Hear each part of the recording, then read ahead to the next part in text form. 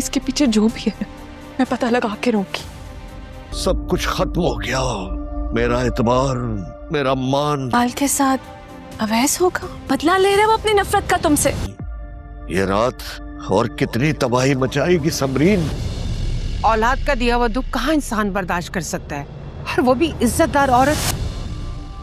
अवैस, मरियम।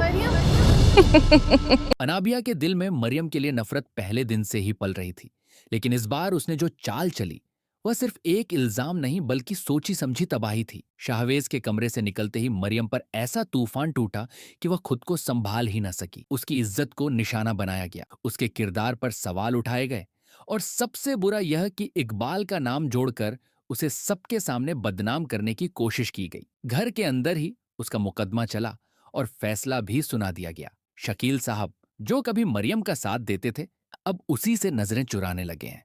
उनका बदला हुआ रवैया ही मरियम के लिए सबसे गहरा जख्म बन गया।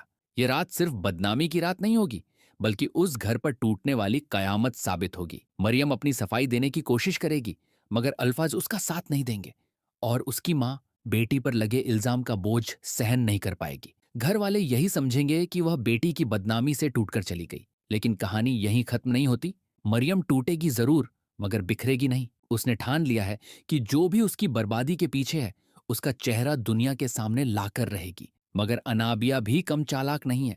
वह फिर खेल पलट देगी और इस बार शक का रुख अवैस की तरफ मोड़ देगी कि शायद सब कुछ उसी ने इकबाल के साथ मिलकर रचा हो। अब सवाल यह है कि क्या मरियम सच तक पहुंच पाएगी, या हर बार किसी और का नाम लेकर उसे भटकाया जाता रहेगा।